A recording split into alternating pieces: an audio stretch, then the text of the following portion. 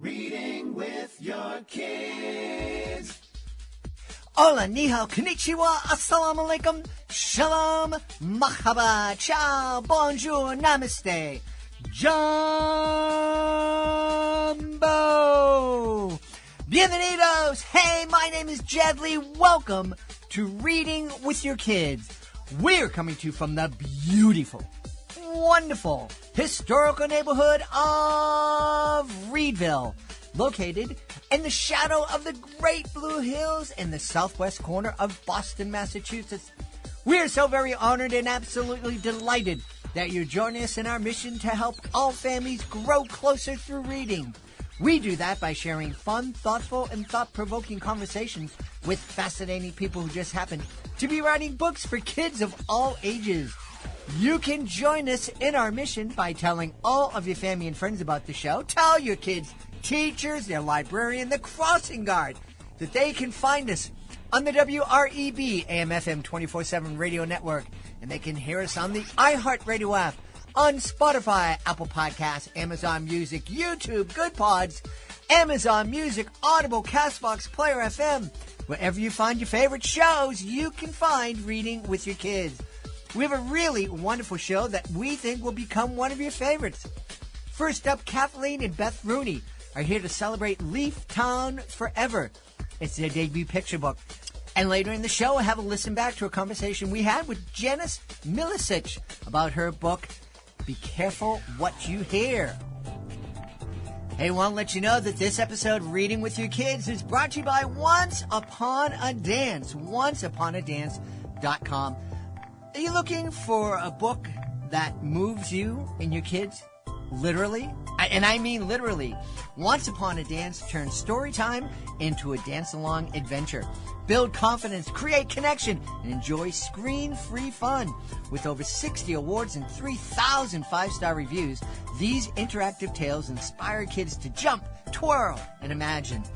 For your next adventure, check us out at onceuponadance.com.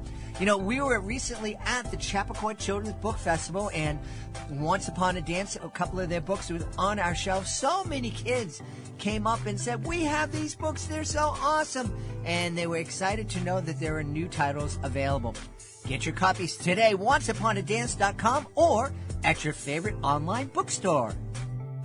Do you want to save money on your next flight? Then pick up the phone and call. That's right, call. Because the best prices are not online. They're with SmartFares. See, SmartFares has special deals with the airlines. When they have unsold seats, they use SmartFares to fill them. So you get airline tickets at crazy low prices. They have access to great prices and discounts at over 500 different airlines. Plus 300,000 hotels and rental car companies. Their prices are too low to publish online. With the extra money you'll save, you can book another trip or treat yourself to dinner or shopping. So stop searching all of those travel sites to find the lowest price on your next flight. Let one of our SmartFares expert travel agents find the best price for you. Call SmartFares today and get ready to see the world with a fat wallet. 855-325-1823.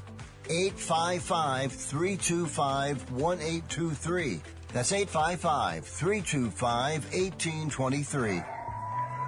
Hey families, would you like to share a miracle with your kids? At the Wolf Conservation Center, hope was fading. The endangered Mexican wolves dreamed of a pup, but none had come. Until one tiny miracle changed everything. Meet Trumpet, a real-life wolf pup whose incredible birth brought joy, hope, and a lesson in conservation. Trumpet the Miracle Wolf, written by Leocadia George, is a heartwarming true story that will inspire your whole family. Teach your kids the power of hope, love, and protecting endangered species. Get your copy today and join the wild adventure. We have two wonderful guests for you today. They're coming to us from the Chicago area. They're here to celebrate their debut picture book. It's called Leaf Town Forever. Please welcome to the show, sisters. First up, Beth Rooney. Beth, how are you? I'm good. Thanks for having us. And her sister, Kathleen Rooney. Kathleen, how's it going? It's great. Thank you so much. Happy to have both of you here. Kathleen, why don't you tell us a little bit about Leaf Town Forever? So Leave Town Forever is Beth's and my debut picture book, and I'm an author who has, several books in the space for adults, including novels and poetry collections and essays. And Beth is a photojournalist, but this is our first ever collaboration and our first ever kids book, and it's based on a true story. It's about events that took place at Beth's kids, Rose and Luca's school. It was a Montessori school out in Oak Park, and it's really based on the true story of these kids who built a whole elaborate civilization out of leaves. All right, Beth, you got to elaborate on that. This is I don't care if we give away spoilers. No, I need to know. Well, so we were in the midst of the pandemic that we were, just chatting about. So it was 2020, and because it's a private school and they were able to safely mitigate risks, the kids were in person in the fall of 2020, but they had to stay at least 6 feet apart, even outside. So the kids had to kind of reimagine how to play and how to interact in a way that was still fun and meaningful, but still safe. So they came up with Leave Town, and it just became this daily story that my daughter Rose would tell us, and then I would share it with Kathleen, my sister, and we would kind of talk about it. And it was just, what's happening at Leaf Town, and who's building what, and because they came up with hotels and banks and grocery stores, like there were different Oh, Kathleen, Beth's is technology is not that right now. I'll jump in. Okay. So they came up with everything that you would imagine would happen in a real town, restaurants and barbershops, and they, even accounted for like a jail for if there were criminals in Leaf Town. And so it was just fun to hear all the gossip about Leaf Town. And so at that point in November of 2020, I said it sounded like an essay. And so we wrote this essay for the New York Times, and it appeared there. And then a picture book agent approached us and asked if we would ever consider adapting the story into a picture book. And we said, yeah, if you'll teach us how to do it. And, shout out to Gwen Beal. She, taught us, because I think, from this podcast, writing a picture book is harder than it looks. Mm-hmm. And so I think she taught us all the rules of the genre. And so we can say more about like the actual plot, because it's a fictional book. It's not, a non-fictional thing. So it's definitely inspired by a true story. Yeah. Well, I love it.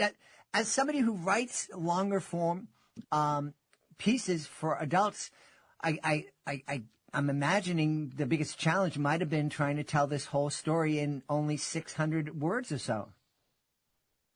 Yeah. So what we did is we figured out over the course of writing it that we needed to be much shorter than we were. And ultimately the solution that we hit on was the beautiful poetic form of the haiku.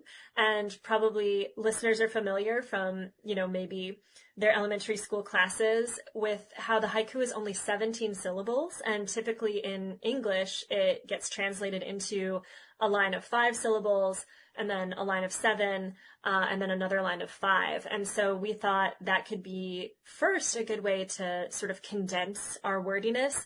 And second, because the book we ended up writing is very tied to the seasons. Leaf Town starts in the fall because that's when you get leaves, but the kids in the book figure out how to sustain it through the winter and the spring and the summer. And so because haikus are tied to the seasons, we thought it would be a perfect form to kind of try to tell this narrative, and it worked. So the book is only 423 words. I counted because I was like, how short did it end up being? And it's only 423. Oh, cool. Beth I think she's coming back. Yeah, she is. There we go. Well, her chair is back, but you and I can continue on until Beth's technology comes back in. When you talk about haiku, is that the once was a man from Nantucket kind of? Those are limericks, so similarly short, but haikus don't rhyme. So it's a non-rhyming book. So it's poetry, but it's just syllabic as opposed to a rhyme scheme. Okay. Can you give us maybe a line or two from the book?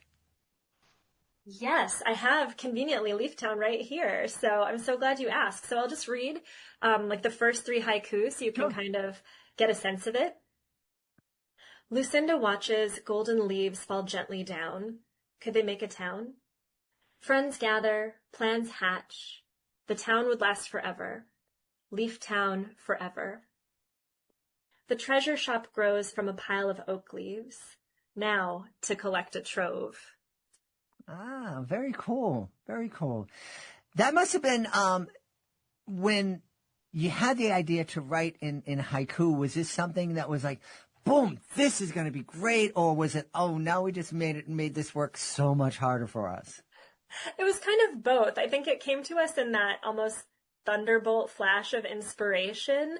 And I think as soon as we hit on the idea, we knew it was the true form that the book had been seeking. But then we had meetings where we actually got together. We had been collaborating, remotely, but we figured when we got to the haiku, we needed to be in the same room, sitting there. And what I love about when you're writing haiku is it makes everyone back into a little kid again. And so you've got your fingers out and you're counting like 1, 2, 3, just to make sure you get the syllables. And so we sat in a cafe in Lincoln Square here in Chicago, kind of like crazy people, just like counting out and saying words and making sure we got it right. Yeah. And I believe Beth is back. Yeah. Can you hear me better? We can hear you better. We can Okay. see you're moving, and that is wonderful. We're Okay. worried that you were paralyzed for a moment. No. So, Sorry about that. Kathleen just told us all about Leaftown, and so we're done. So thanks for coming back. No. No, I apologize. I had to, I don't know. Anyway, yes. Anyway, so Sorry. Kathleen was telling us about the book that it's written in haiku. Yes. And I'm imagining that that's something that you're very familiar with, Kathleen, as somebody who writes poetry. Beth, for you, was that a challenge, a real challenge, kind of starting to think in haiku and think as a poet? No, I think it was a nice way to, it almost made it easier to have like a form to follow, and it made it a simpler process, and kind of the restrictions, the parameters made everything just flow a little more easily. And a lot of people talk about like the connection between poetry and photography. So I read a lot of poetry, and not as much as Kathleen, to be fair, but I do read a fair amount. And just kind of, it felt natural. And given how many books we read to the children, and at that age when we wrote this, they were younger. So we were doing more rhythmic reading anyway. So it kind of flowed, and it was a nice, natural way to pull the story together. Yeah, cool. Now, I know that sisters, brothers, they can have some sibling rivalry sometimes. Was there any of that going on as you two were collaborating about this? Beth, did Kathleen ever say, I'm the author here, just take a picture of us, be quiet, let me write this stuff? No, we kind of, we just kind of emailed back and forth. Like it started with like, kind of like I would write something, Kathleen would mark it up, and then she'd send it back to me. I would mark it up. So it really did feel collaborative. There were a few things, like, a couple word choices where we kind of were like, are you sure that's really what like sounds best? Or like, I like my way better. But it was very civil the whole time. Yeah. And I think, what's cool is in my non-kidlit writing life, I am mostly a solo writer. And so I think instead of any rivalry, it was like more immediate real-time responses, because when you're normally a writer, you write something and, you let it sit, you revise it, and then maybe you send it to your friends, and then you send it to your agent, you get feedback, so it's this, very slow process before you show it to anyone. And then you usually show it to someone in this more delayed and formalized way. And so this felt more like a game. It felt more like we were playing, almost like, Beth and I both played badminton in high school to reveal the kind of, dorky, that we played. It's harder than it looks. Like writing a picture book, badminton is much harder than it looks. And so I think to me, it took me back a little bit to our badminton days of just, hitting it back and forth, and both of us wanting to give the best possible shot and keep the volley up as long as we could. So it really was like a game in the best way, whereas regular writing can feel like playing solitaire for a long time. Mm-hmm. Now, it's great that you guys were collaborating, and that was a lot of fun. But one of the things about writing a picture book is that you also have to collaborate with an illustrator, and you actually don't actually get to collaborate all that much with your illustrator. You kind of, here you go. Was that difficult? Yes, I think we'll both speak to that. I think it was difficult in the sense of we were both so excited, and we tend to be pretty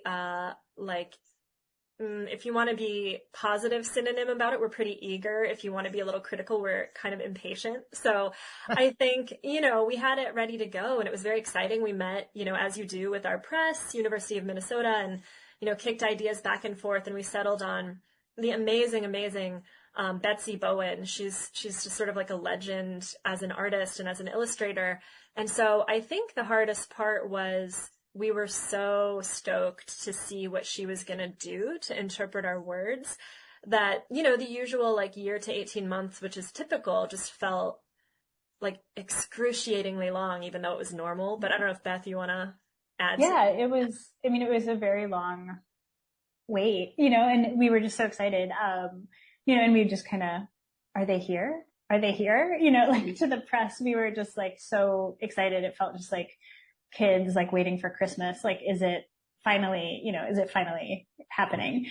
So that when we did get them, it was the most beautiful surprise. It was just so lovely to see how she interpreted our words, and the world that she created and visualized was just so stunning. It was amazing. I think we both cried. Yeah, definitely. Yeah, for sure.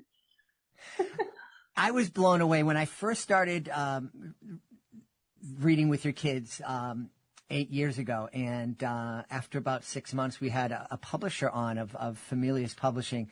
And when he told me that it can take 3 to 4 years from the time he buys a manuscript till it hits the shelf, I was blown away. I'm like, well, there's not enough time for me to write any kids' books. So I'll just keep talking to people.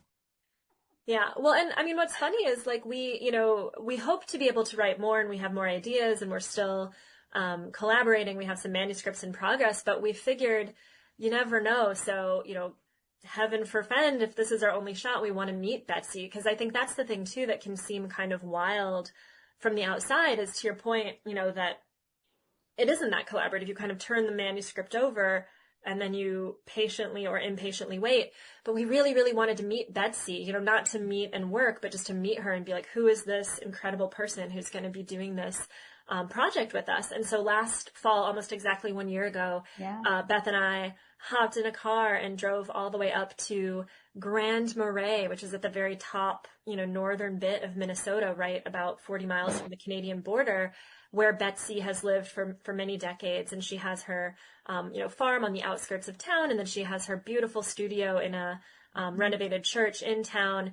And we just met her. And it was funny too, because we knew she was working on it, but it was we didn't speak of it. We all knew why we were there, but we weren't oh, let us see anything. And she wasn't oh, you want to see something. It was you'll see it. We'll hang out all weekend, but you'll see it when you see it. And so it was very fun, but also strange. Mm-hmm. Yeah, that would be very, very, I don't know if I could have done that. And I'm surprised, because we've talked to a lot of editors and whatnot. I'm surprised that they didn't put a guard on the way up to her farm. Yeah. Yeah. I mean, we did ask, we were careful about it, and it was kind of as long as it's just a hangout and nothing, no business, just a hang. And so it ended up being really lovely. And, I think, just a shout out to Betsy too, to see I don't know, I encourage everyone to just check out her other work too. She has a great website if you go up to Grand Marais, but she's just a pillar in the community, and she's so supportive of other artists. And I think the thing that struck us is we're pretty quick, and we say a lot of words, and we move fast, and Betsy was just much more serene and slow. And I think it was cool to get to spend time. And even though we didn't get to talk about the project, we felt a greater trust. I think a lot of times opposites attract, or somebody has to be the kite, somebody has to be the string. And so I feel that was cool. We got real kite string energy just by spending time with her. Cool. Yeah. Beth, I'm wondering, this story was inspired by your kids. Mm-hmm. What do they think about this story being turned into a book? They loved it. They loved the whole process. Like we kind of chatted with them about it, and they were very eager to see that their names weren't changed, that all of their friends are in it, and that, that they all get to be part of the actual story. And some of Rosie's classmates made like stickers that said Leaf Town, and Leaf Town Forever. And so they were all very excited and have been asking about it over the years. When is it going to get published? When is it going to get published? And, we were like, we don't know, but we'll tell you when it happens. So they were thrilled. And now that they've read it, they're like, oh yeah, we remember, and it kind of always brings back these memories of their time when they were at the school, and those memories of those friendships, because just as time passes in the book, a lot of time has passed since Leaf Town existed, so Rose was in fourth grade, when Leaf Town was happening. And now she's a freshman in high school, so the time has really gone almost like parallel, with reality versus and then the book. So it's kind of cool to see. And when Kathleen and I talk about Leaf Town, and there's like this bittersweet memory, and there's kind of like a nostalgia from where we are in life, and the kids just view it as this joyful memory, because they're still like 14 and 11 versus in their 40s. Yeah. Well, the pandemic was such a weird time in the way and how we reacted to it all over the world, and I remember having a conversation with my beautiful wife, who is was a teacher in the Boston Public Schools before she retired. And I remember, when she came home and she said, they're going to come up with a plan. The kids are going to stay 6 yards away from each other. And I said, okay, so what's that going to look like when your kindergarten class of 30 kids is 6 yards away? And I found a picture of a building. I said, this is how far the line will be. And, boy, I'm glad that's over. Yeah. So are we. And I mean, I think like one of the things, the pandemic doesn't get mentioned anywhere in the book. And I think one of the things, though, that like looking back on it now, like the pandemic gave everyone such a bizarre sense of the passage of time. Like it just, it warped how time passed and our perception of when things happened. And, Leaf Town is very tied to the season. So I think we translated that into a more universal, like just the passage of time in a bigger way. Cause, to the extent that there's, we hope it's just a fun story, but if there's kind of a message, it's sort of about, sustaining a community over time, like how the passage of time is inevitable and it can cause kind of this disintegration or this entropy or this dissolution. And so it's really kind of about, keeping things together, or also like handing them off to the next generation. Like the kids are going to grow up and they're going to leave, and, what's going to happen? Can Leaf Town really last forever? So, that's like why it's called Leaf Town Forever. Yeah. And Beth, one of the things I love asking authors is, what kind of conversations do you think families can have as they're experiencing a book together? You've experienced this book with your kids in many different ways. What kind of conversations did that experience inspire? Well, because they're in the book, I feel like it's different than a family that like doesn't have their kids in the book. But I think the beauty of the story is that it is just this universal desire to be in nature and to play, and collaborative play that all children have, and parents can kind of remember when they were that age and out playing. And the nice thing is it's universal, because all you need is some leaves and some friends, and then you can do this beautiful community building. It's just this beautiful opportunity to talk about the things you love, what's worth protecting, what makes a town, what makes something worth saving, how do you save it without becoming the thing that's trying to destroy it? How do you, you can go super deep, or you can just stay like, all you need are some leaves. You don't necessarily need to have your iPad or your tablet or whatever. You can just go outside and play with your friends. So I think like those are the conversations we had a lot, and just kind of talking about with Luca and Rose, just the beauty of that time. Like Kathleen alluded to already, that passage of time happens so quickly. But when you're outside doing something with other people, it kind of slows down and becomes this beautiful, timeless space. Mm-hmm. So the kids have kind of chatted about that too. Yeah. Neat. Yeah, and I think, one of my fondest memories of, we had, our beta readers, we showed it to our friends, who also have kids, who are, disinvested kids, not part of the true story.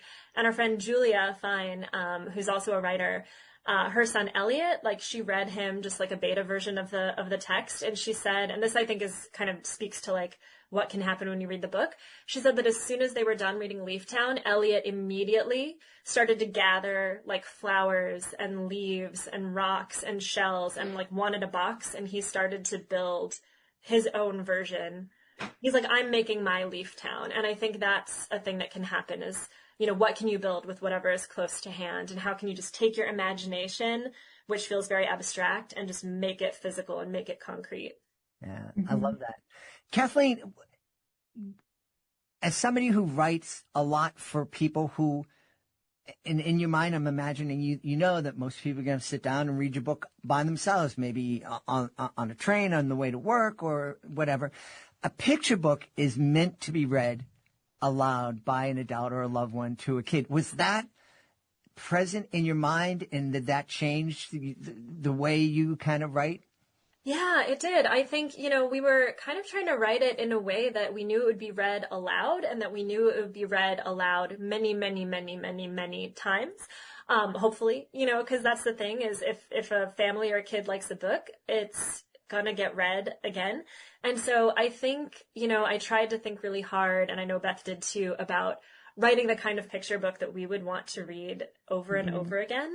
And I think, we sort of tried to just put in like really concrete words like, I'll read another little bit. Leaf Town grows large with avenues of grass looping like bumblebees. Broad roads meander past the bakery, ash leaf homes, and birch restaurants. And I think, we hope that you could read that and just keep going if you wanted to, but that if, the kid needed to be like, what's a birch? What's an ash? And, maybe mom and dad know and they just explain, or maybe that's an occasion to go when you're done reading the book and, get a nature book or, hop online and start to learn about, tree identification. So I definitely think we tried to pack it with stuff that would, feel that kind of interactivity and that kind of extra learning. Yeah. I love it. I love it. Now that the book is out there, are we going to see a sequel? Are we going to have a different series of picture books coming from you two? Yeah, Beth, do you want to? Well, we have some manuscripts, like Kathleen said, we have some ideas kind of percolating. It won't be like Leaf Town Forever Part 2. We have some other characters that we've been developing. Kath, do you want to? Yeah, they're all kind of tied to the natural world. I think, we're so incipient. We're like, we just did the thing last week, where we, got out our Society for Children's Book Writers and Illustrators directory and started querying, agents, because Gwen is not our agent anymore. It was amicable, but she went, and joined a different agency and went in a different direction. And so we, parted ways with love, and she's so excited that Leaf Town is out, even though she's not really doing, the picture book space anymore. So we're on the market for a new agent. But all of our friends in the field said that you need to have more than one. So we have, 2 standalone, also tied to nature, one about birds, one about spiders. Mm-hmm. And then we have an idea for a series about, 2 sisters who are moles who like to solve mysteries. So we're kind of leaning into the nature and the sister angle, because we love a sister act. Awesome. Well, Beth, why don't you tell us where we can go to find out more about Leaf Town Forever, and if you have a website for your photography, let us know about that too. Yeah, so Leaf Town Forever is found at leaftownforever.com, which is great. I'm glad that website wasn't taken. And then my website is just bethrooney.com. That's where my portfolio lives. Great. And Kathleen, do you have a website for your work? Yeah, I do. KathleenRooney.com, pretty straightforward. And then also if people, like poetry, like the haiku angle, I also co-run an organization here in Chicago called Poems While You Wait. And if you go to the Tumblr, Poems While You Wait, it's where we, set up a a group of us with our manual typewriters in a public place, sometimes places like the Chicago Children's Museum or the, Museum of Contemporary Art Family Day, or just last weekend we were at the Museum of Science and Industry for a bugs insect exhibit, and people give us a topic like spiders, and we write them a poem on that topic. So that might be of interest to people here too. Yeah, it wasn't you, but I saw something on social media about people with the typewriter that most people don't know what it is anymore. Yeah. Typewriter on demand, and it was very cool. Although one of the videos, the police were coming in and said, "You can't be here. You have to go." Oh, no. That's too bad. But cool. Well, this has been great. I've had a blast learning about Leaf Town, and we've been speaking to Kathleen and Beth Rooney. My friends, thanks so much for being on Reading with Your Kids. Thank you. Thank you so much for having us. We really appreciate it. Hey, my friends, I have a super idea you are going to love. How about this weekend, turn your backyard cookout into a storybook celebration? Fire up the grill, crack open a few of your favorite picture books, and serve up Big Fork Brand's legendary bacon sausage. Made with nitrate-free bacon and premium pork, it's juicy, smoky, and unforgettable. Top it off with Big Fork's spicy Chicago fire sauce, and you've got a meal as bold as the characters in your favorite bedtime tale. Get 20% off your order using the promo code READ at bigforkbrands.com. That's bigforkbrands.com. Promo code READ to get 20% off, because nothing brings families together like great food, great books, and a whole lot of flavor. Big Fork Brands. Read, grill, repeat. Hey, my friends, you know one of my favorite parts of the day is story time. There's just something magical about snuggling up with your kids, opening a great book, and escaping into an adventure together. And let me tell you, that moment becomes even more magical when you're curled up in the softest, coziest bedding you've ever felt. That's why I'm so excited that CozyEarth.com is supporting Reading with Your Kids. Their bamboo sheets, comforters, and pajamas are unbelievably soft, naturally breathable, and temperature regulating, which means no more sweaty nights or chilly toes. Right now, Cozy Earth is offering Reading with Your Kids listeners an unbelievable and exclusive 41% off their entire site. That's right, you heard me right, 41% off. So go ahead, create your own cozy reading nook, wrap yourself and your kids up in something comfy, grab your favorite bedtime book, and turn story time into the best part of your day. Head on over to CozyEarth.com and use the promo code READ at checkout to save 41%. That's CozyEarth.com, promo code READ. Joining us right now from beautiful Port Jefferson in Long Island, our guest is here today to celebrate her beautiful picture book. It's called I Hear the Snow, I Smell the Sea. Please welcome to the show, Janice Milicic. Janice, how are you? Hi, how are you? Thank you so much for having me on the show. Delighted to have you on. I'm curious about the title. Tell everybody all about I Hear the Snow, I Smell the Sea. Okay, great. Thank you. Yes, it is a picture book about a young girl exploring the changing seasons, and this young girl is blind.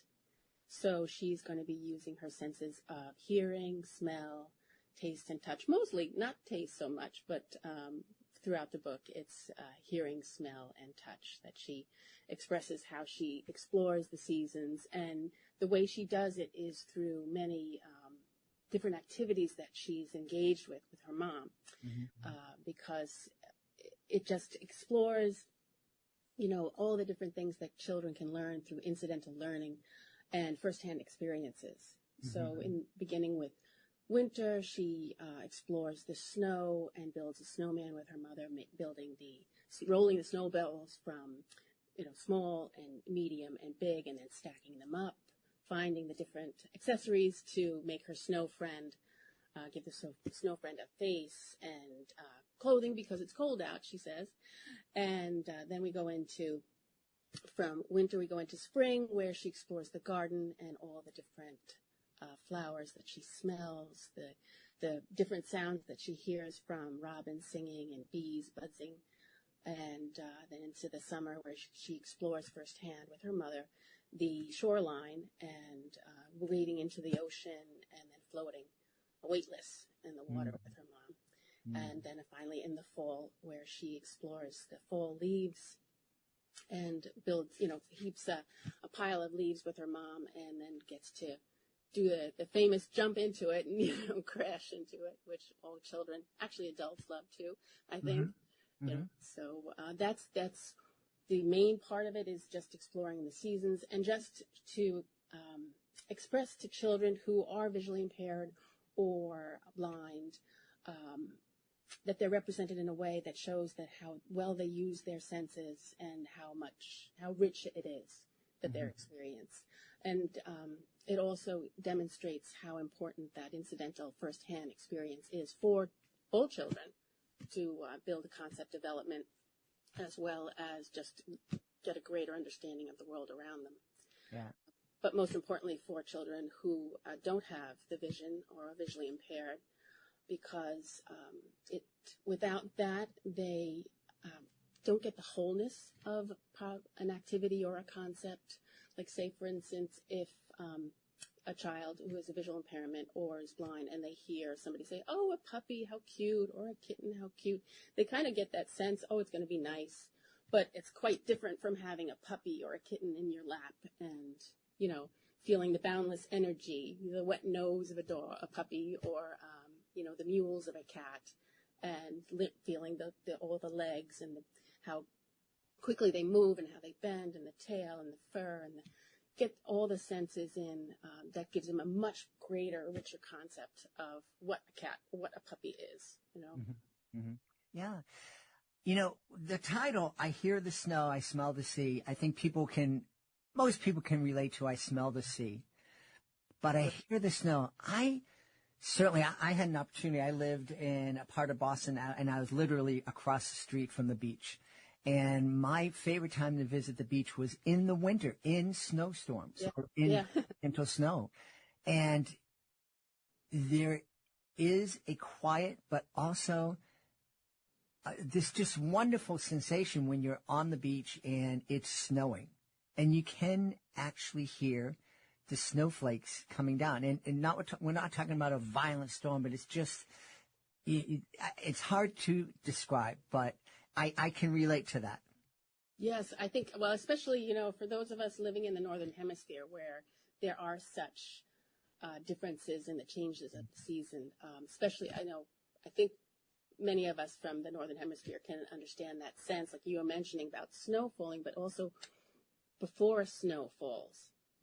There's cold takes on more than just a temperature.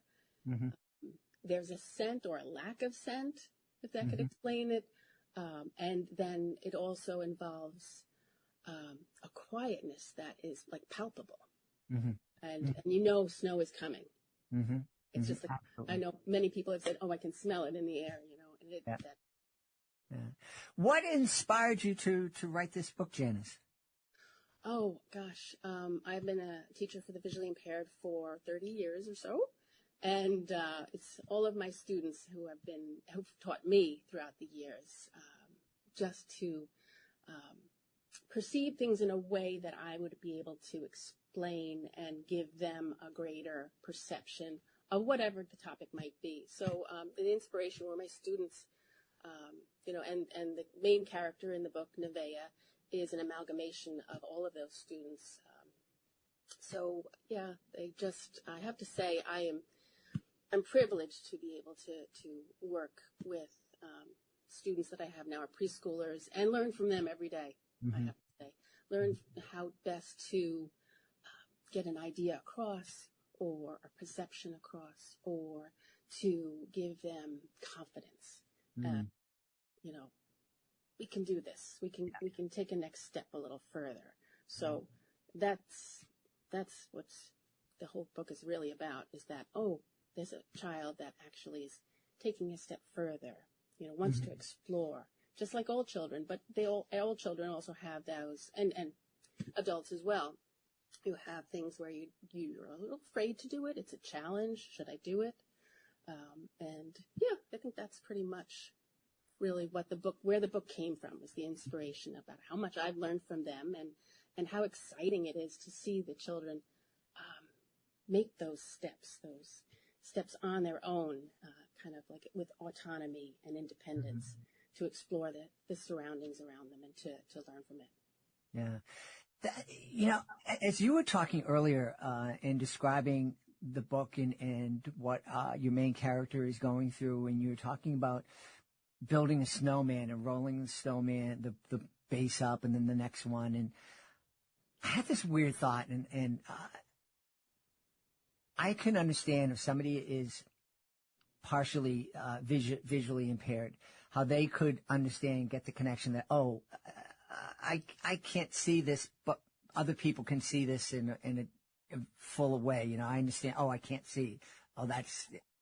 But somebody that's completely blind, I wonder if they have a concept of what part of their sense they're missing. I know that sounds silly. I'm making myself, I sound, no. But curious. Well, what I've learned from my students is everybody's vision is typical to them. Okay. So, our vision, you and I are both wearing glasses, not that anybody can see us, but we're both wearing glasses. But your vision is completely different from my vision. We see the world in different ways. Mm-hmm. So you mentioned like totally blind. Well, that's, vision is so individual that somebody who is legally blind versus someone who has, say, light perception, they're going to be using whatever visual sense they have, as well as their other senses, to get a greater picture. Within the book, I have, and the illustration shows it as well, where the mom is reaching down, and the child is holding usually a finger or a wrist, 2 fingers. When we walk sighted guide with a child who's that small, preschoolers, you would walk sighted guide with your hand towards your side, and they would hold 2 fingers, and they would feel your body move to get the snow to start rolling a snowball, and that's depicted in the text as well as in the illustration by Chris Rajka. And so you would get the sense of, I have to roll it. You kind of get a lump first, and how you roll it into bigger and bigger and bigger, and how it continues to kind of stick if it's the right kind of snow. Yep. It has to cooperate first. Yeah. You mentioned that you wrote this to kind of inspire kids with challenges to go out and try difficult things and not be afraid. And we certainly know that it's a wonderful gift for a kid to be able to see themselves depicted positively in the pages of a book. But I love the fact that I hear the snow, I smell the sea would be a great window for kids who aren't challenged by visual impairment to see how their peers, how their friends might be perceiving the world, and help them have a little bit more empathy and understanding of their classmates or neighbors. Yes, actually, that's true. I guess that was part and parcel in my whole idea, because a lot of times I will go in and I will push into the classroom. Often, if a child is a Braille learner, so we're working on. For preschool, we're working on the fundamentals of them using their fine motor skills and getting to Braille. But again, often I have students that are peers that are excited. Miss Jan brought in the Brailler, and they want to scribble just as much as their peer is. So I usually have the student teach their peer a little bit about the Braille, a little bit about the keys, and get an chance to experience that. But yes, I think empathy is true, but also I want children or the peers of my students to also see the competence. Yeah. And the autonomy. They're just as capable. Yeah, yeah. And we've had some people on from the government and the National Library, and the advances in aids to help people with visual impairments read and get access to information is really amazing technology. This is one area where technology is really a gift. It is, but there is also the importance of Braille being available, because that is where literacy is going to come through. Mm-hmm. You know, the audio is great, and it does help actually everybody, but you're not going to learn spelling from that, and you're not going to. Right. Yeah. Right. But I was mentioning, I was learning that there are machines that come out now that, about as big as a cell phone, where the Braille letter will pop up, kind of like, when you're reading a teletype and there's letters going across the page. Same thing with Braille. The kids can feel the letters going underneath their hand. And I'm just kind of blown away by all this, how we can use technology to make the world more accessible for folks. That's true. Yeah, it's true. Braille note takers, yeah, and they, they're really cool, and they go so quickly, and the children, just like any technology, they have it like on top of us, like really quick. Yeah. Now, tell me, when you were telling me that you've been teaching kids for decades, when you're in college, was that your goal to specifically work with kids with visual impairments, or were you just want to be a teacher and this is where you ended up? Oh, actually, I was always working from actually high school on. I worked in town of Oyster Bay. They had a camp, and I would always work the summer camps for kids who had disabilities, and also with adult children, and parents would give them respite. They were called respite nights. So I started that in high school, and then I volunteered at Helen Keller National Center, which is in Sands Point on Long Island. And the individuals there are deaf and blind, and it's like a vocational school where they go to learn how to live more independently. Yeah. And so that was my first foray into really working with individuals with visual impairments or blindness. And I went to St. John's for special education. That was the year that I had available to me. And then from there, I went on to Hunter, specifically for to work with students that were visually impaired. Wonderful. And I believe this is your third book? I think it's let's see, one, two, this actually fifth. One of them was an ebook, so I don't think that quite counts, but I guess it does. We love all media that's created. Well, we don't love all media, but we count everything. Are all of your books, do they all touch on folks with visual impairment? No, this one I had written, I had started at the preschool that I'm at now. I've been there now about 17 years. And I met a student, and her name was Nevaeh, which I thought was a beautiful name. And that's, I took that part of it, because it's actually heaven spelled backwards. Yeah. So I always love that. And so that kept in the back of my mind. And just, working with preschoolers, it's, you get to play. For them to learn, they have to laugh. So you have to play. You have to be a good player. And so that's kind of where it came about. And I just, it just felt very natural for me. I had an affinity for it. And so the story I wrote, oh my goodness, let's see, like close to 15 years ago, I would say. But it just didn't find its right time until now. So. Awesome. Well, we're certainly happy that it found its right time. One of the things I love to do, because my beautiful wife was a special needs teacher for 34 years. She retired a couple of years back.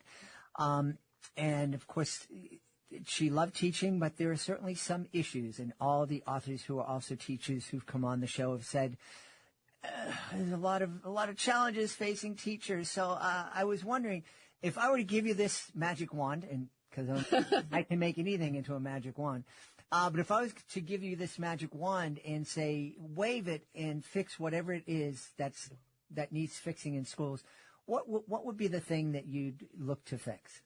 Oof. Communication. Between everyone. Between families and teachers. all of the above. Actually. All of the above. Yeah, really, really having that, that access and the back and forth. That's one of the things I love to do. I'm an itinerant teacher for the visually impaired. Many teachers of the visually impaired are itinerants. They travel from school to school. Mm-hmm. My particular situation is different working in a preschool, so I work in 2 different centers, but you travel.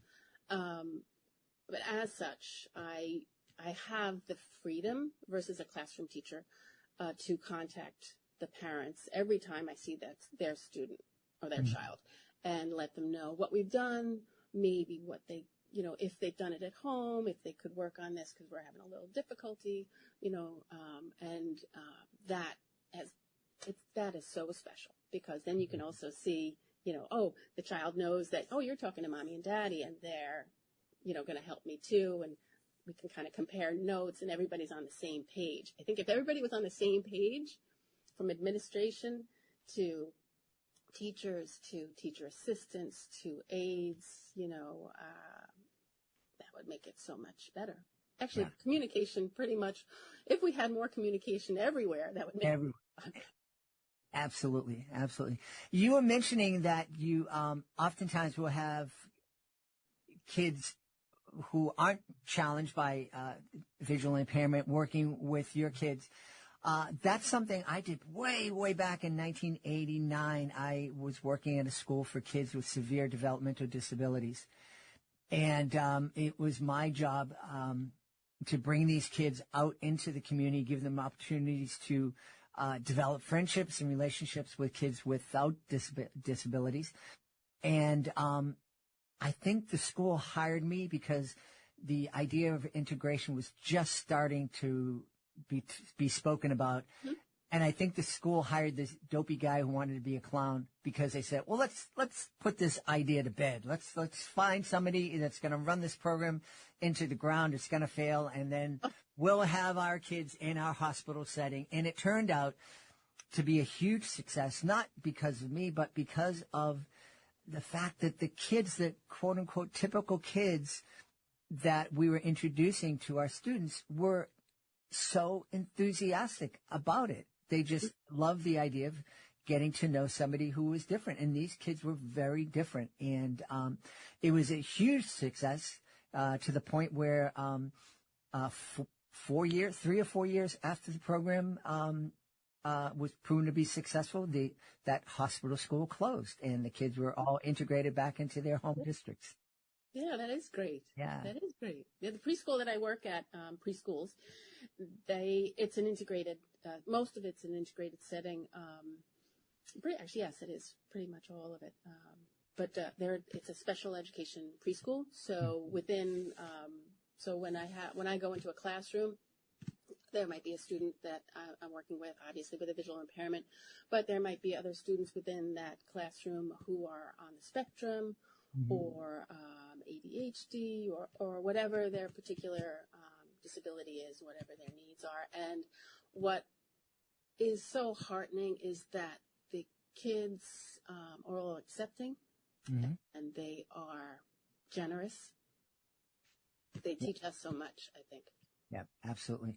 We should tell everybody where they can go to find out more about I Hear the Snow, I Smell the Sea, and find out more about you. Okay, great. Yes. Well, my website is janmilisich.com. Wonderful. We've had a great time speaking to the author of I Hear the Snow, I Smell the Sea. Our guest has been Janice Milisich. Jan, thanks so much for being with us. Oh, thank you. It's a real pleasure. Hey, I hope you had as much fun listening to this episode of Reading with Your Kids as I had creating it. Thanks for hanging out with us here at Reading with Your Kids. If this episode made you smile or gave you something to think about, please share a link to the show with someone you love. Maybe post about it on your socials. We would be so very grateful if you could leave us a 5-star review. And of course, don't forget to subscribe so you never miss an episode. I'm so very grateful to the people who made this episode so amazing, starting with our guests, Kathleen and Beth Rooney.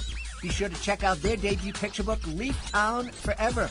We also want to thank Janice Milisich, please be sure to check out Be Careful What You Hear. I want to thank my incredible team, Fatima Khan, Chris Doherty. I want to thank our sponsors. You know, real magic happens when you support our sponsors and use our promo code. You get a great deal, and we may earn a small commission, and that helps keep the lights on and helps us keep spreading the joy of reading together. And that promo code, READ, R-E-A-D, READ. I also want to thank my beautiful wife for all the support she gives me. Most of all, we all want to thank you. You are incredible. You're working hard every day. You come home and you still find time to read with your kids because you know how much they will get from it. Thank you so very much for helping to make the world a kinder, more empathetic, more loving place. And like I said, you do that every time you read with your kids. Till next time, go make some reading magic happen.